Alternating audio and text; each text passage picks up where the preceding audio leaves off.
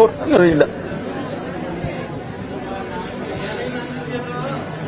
ഓർത്തെടുക്കാൻ കഴിയില്ല. പിഞ്ചു കുഞ്ഞുങ്ങളൊക്കെ മണ്ണിനടിയിൽപ്പെട്ടിട്ടേ ഓർക്കാൻ കഴിയില്ല. ഞങ്ങളെല്ലാം രക്ഷാപ്രവർത്തനത്തിലായിരുന്നു. എന്റെ വീട് സേഫാ. അതായത് ഉരുൾപൊട്ടിയതിന്റെ ഒരു 1 കിലോമീറ്ററോളം ദൂരെയാണ് എന്റെ വീട്. അവിടുന്ന് ഞങ്ങൾ ഈ സംഭവം അറിഞ്ഞതിന് ശേഷം 1 മണിക്ക് ഞങ്ങൾ ഈ സംഭവ സ്ഥലത്തേക്ക് ഞങ്ങൾ പോവാ, സേഫായി ഞങ്ങൾ പോവുക. അതായത് റോഡ് ഗതാഗതം എവിടെയാണോ തടസ്സപ്പെടുന്നത് അതുവരെ പോയി രക്ഷപ്പെടുത്താന്നുള്ള രീതിയിലാണ് ഞങ്ങൾ പോകുന്നത്. അവിടെ പോയി ടൗണിന്റെ ടൗണിലെത്തിയപ്പോ മുട്ടോളം ചെളി, കല്ല്, മണ്ണ് എല്ലാം വീണ് ലൈനൊക്കെ പൊട്ടി വീണ് നിലത്ത് കിടക്കുക. അപ്പോൾ ഞങ്ങളവിടുത്തെ ടാക്സി ഡ്രൈവേഴ്സും ലോഡിങ്ങുകാരും അവിടെയുള്ള സമീപത്തുള്ള ആൾക്കാരൊക്കെ കൂടി രക്ഷാപ്രവർത്തനത്തിൽ എത്തിപ്പെട്ടു. എന്നുവെച്ചാൽ ടൗണിന്റെ ഇവിടുന്ന് അങ്ങോട്ട് പോകുമ്പോൾ ടൗണിന്റെ ഇടതുവശത്തോട്ടുള്ള വീടുകൾ മുഴുവൻ വെള്ളത്തിലായി. അവിടെ പിഞ്ചു കുഞ്ഞുങ്ങളൊക്കെ വെള്ളത്തിനടി കിടക്കുക. ഞങ്ങൾ എന്നിട്ട് ഒരു 10-39ഓളം പേര് കുടുംബങ്ങളെ ഞങ്ങൾ മേലക്കയറ്റി രക്ഷപ്പെടുത്തി മേലക്കയറ്റി വിളിച്ചു. അതിനുശേഷം അവിടുന്ന് അങ്ങോട്ട് ഇറങ്ങാൻ നിവൃത്തിയില്ല, വരാൻ നിർത്തിയില്ല. ഞങ്ങൾ ഇറങ്ങുമ്പോൾ ഇറക്കോളം ചെളിയിലായി. ആ ചെളി ഇപ്പോഴും പോയിട്ടില്ല, അതുണ്ടോ? ആ ചെളിയിൽ നിന്നുകൊണ്ടാണ് ഞങ്ങൾ ചെയ്തത്. അവിടുന്ന് ഇറങ്ങാൻ പറ്റുന്നില്ല. പിന്നെ കിണർ എവിടെയാണ്, സെപ്റ്റിക് ടാങ്ക് എവിടെയാണ് ഒന്നും അറിയുന്നില്ലല്ലോ. എല്ലാം തകർന്ന് എന്താ പറയാ കുഴഞ്ഞു മറിഞ്ഞു കിടക്കുക, മരങ്ങളും എല്ലാം വന്നിട്ട്. അപ്പം ഇതിനിടയിലും അലർച്ചയും കരച്ചിലും എല്ലാം കേട്ടിട്ട് ഞങ്ങൾ പറ്റുന്ന ആൾക്കാർ ചെയിനായി നിന്നിട്ട് ഓരോരുത്തരെ കയറ്റി ഒരു 10-39ഓളം ആളുകളെ ഞങ്ങൾ അവിടുന്ന് കയറ്റി രക്ഷപ്പെടുത്തി കൊണ്ടുവന്നു. ബാക്കിയുള്ളൊരു കുറെ ആളുകൾ അങ്ങനെ പോയി. അതെ, അവിടെ വന്നില്ല.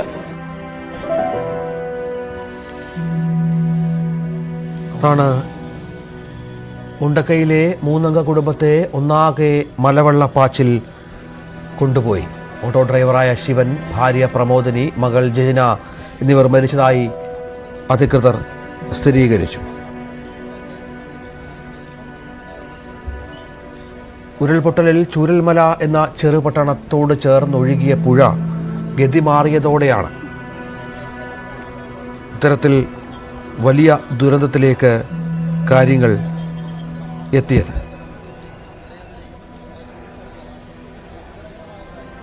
വയനാടിന്റെ ദുഃഖം, വയനാട് അനുഭവിക്കുന്ന വേദന കേരളം മുഴുവൻ ഏറ്റെടുക്കുകയാണ്. വയനാട്ടുകാർക്ക് വേണ്ടിയാണ് ഇപ്പോൾ കേരളത്തിൻ്റെ പ്രാർത്ഥനകൾ, കേരളത്തിൻ്റെ മനസ്സും വയനാട്ടുകാർക്ക് വേണ്ടി തന്നെ.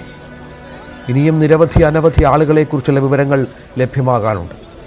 NDRF സംഘമടക്കം അവിടെ എത്തി വലിയ തിരച്ചിൽ നടത്തുന്ന കാഴ്ചകൾ നമുക്ക് കാണുന്നുണ്ട്.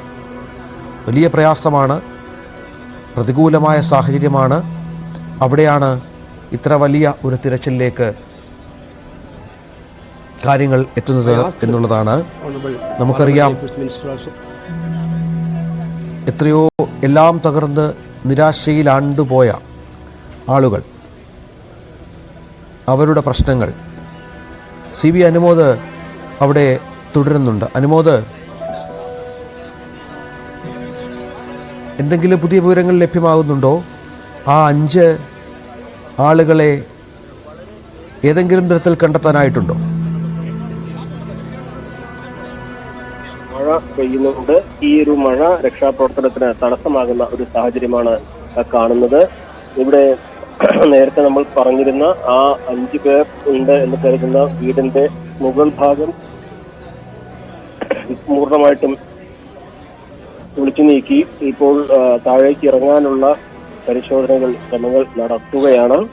അവിടെ ഈ 5 പേർ ആ മണ്ണിനടിയിൽ തന്നെ ഉണ്ട് എന്നാണ് സഹദേവൻ എന്ന വീടിന്റെ ഗൃഹനാഥൻ നമ്മോട് പറഞ്ഞിരുന്നത്. അപ്പോൾ അത് കേന്ദ്രീകരിച്ചാണ് അവിടെ പരിശോധന നടത്തുന്നത്. അതിന് തൊട്ടടുത്തും പുറത്തുമെല്ലാമായിട്ട് ഇതുപോലെ തന്നെ വിവിധ ഇടങ്ങൾ കേന്ദ്രീകരിച്ച്, അതായത് രക്ഷാപ്രവർത്തകർ സംശയം തോന്നുന്നുണ്ട് എന്ന് കരുതുന്ന ഇടങ്ങളിലെല്ലാം ഇത്തരത്തിൽ പരിശോധനകൾ നടത്തുന്നുണ്ട്.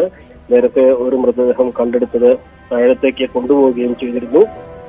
വലിയ മഴയാണ്, മഴ കനത്തുകൊണ്ടിരിക്കുകയാണ്. അത് രക്ഷാപ്രവർത്തനത്തിനൊക്കെ ഒരു തടസ്സമാവുന്ന സാഹചര്യം ആണ് കാണുന്നത്. കാരണം മഴയത്ത് ആ പ്രദേശത്ത് നിൽക്കാൻ കഴിയുന്ന സ്ഥിതിയല്ല ഉള്ളത്. നിലവിൽ തന്നെ ചെളിയാണ് ആ പ്രദേശം മുഴുവൻ. അവിടെ മഴ കൂടി പെയ്താൽ ആ ഭാഗത്ത് കുത്തൊഴുക്കും ഉണ്ടാകും. അപ്പോൾ അത് അവിടെ ആർക്കും നിൽക്കാൻ കഴിയാത്ത കൂടുതൽ അപകടകരമായ സാഹചര്യത്തിലേക്ക് കാര്യങ്ങൾ മാറും. അതുപോലെ ഇവിടെ ഈ യന്ത്ര സംവിധാനങ്ങൾ ഇല്ലാത്ത സാഹചര്യത്തിൽ കൂടുതൽ ആളുകൾ, സന്നദ്ധ പ്രവർത്തകരും സൈന്യവും ഒക്കെ സാധ്യമാവുന്ന എല്ലാ സംവിധാനങ്ങളും ഉപയോഗിച്ചാണ് ഇപ്പോൾ തെരച്ചിൽ നടത്തുന്നത്. പക്ഷേ കനത്ത മഴ ഒരു തെരച്ചിലിന് തടസ്സമാവുന്ന സാഹചര്യമാണ് ഇപ്പോൾ കാണുന്നത്. അതാണ് സാഹചര്യം.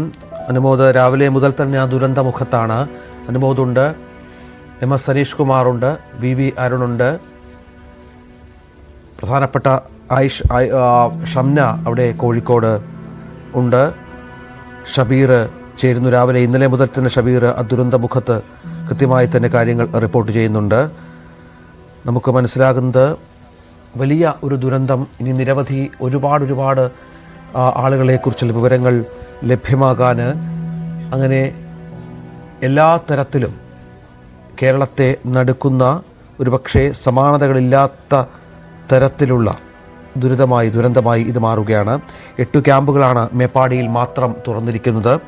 1213 പേർ അവിടെയുണ്ട്. ഇനി മുന്നോട്ടുള്ള ജീവിതം എങ്ങനെയെന്നറിയാതെ 276 കുട്ടികൾ അതിലുണ്ട്. കണ്ണീർ പൊടിയാതെ കാണാനാകില്ല മുണ്ടക്കൈയിലെയും ചൂരൽമലയിലെയും കാഴ്ചകൾ. ന്യൂസ് 18 ക്യാമറ സംഘത്തിലെ അരുൺ പാലോടും ശ്രീജിത്ത് C കല്ലുമുട്ടിയും ഷിജു ചവറയും അഖിൽ ഓട്ടുപാറയും ദുരന്ത മേഖലയിൽ നിന്ന് പകർത്തിയ കാഴ്ചകൾ കാണാം.